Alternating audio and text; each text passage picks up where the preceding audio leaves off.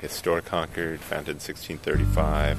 Concord is a place where something happened. They call it the shot heard around the world.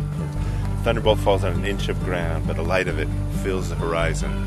It's what Ralph Waldo Emerson said on the centennial of the battle, April 19, 1775. Shot heard around the world, start of the American Revolution, start right here in Concord. And Concord being the place where the revolution started, you get this sense, like this originary power of a power spot. There's the Colonial Inn. It has this, even the way it's set up, like it was back in the old days.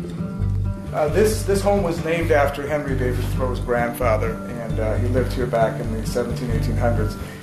During the wartime, there was a Dr. Minot who did his surgeries upstairs in room 24. Room 24 is now known as the ghost room because there's been many sightings from back in the 1800s till as recently as last week, where we had a group in-house and some interesting happened to the guests staying in that room and the room adjacent to it. Of course, there's Walden Pond, get that transcendentalism and kind of go to the next level of self-actualization, which people are constantly looking for and never get to, but it's a fun time, and you come in here for chicken pot pie, the Yankee pot roast, those traditional New England dishes that the inn has become renowned for. And you really feel like when you go to Concord, you are visiting a place that's out of the past. I think one of the ways that's highlighted is taking the train into town.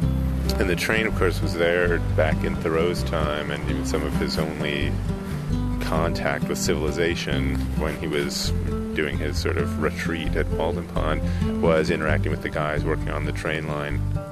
Right across the street is La Provence Bakery, so that's the place where you can buy tickets and you get your coffee or croissant in the morning.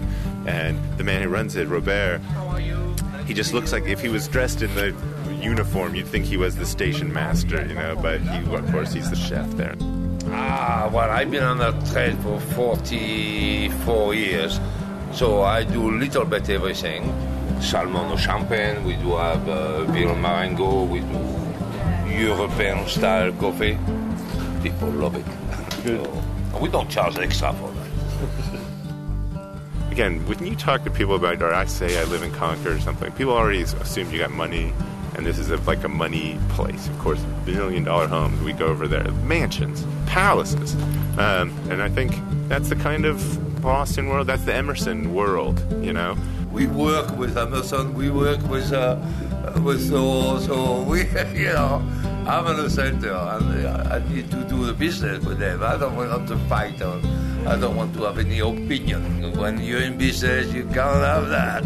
No opinion. There's a flip side to Concord, the Thoreau piece of it, It's a little bit a nonconformist thing. I mean, I'll be honest with you, it's not all over Concord. And I would say you got to kind of search for it. But you do find a lot of sort of independent-minded people, and people who they're a little outside the mainstream.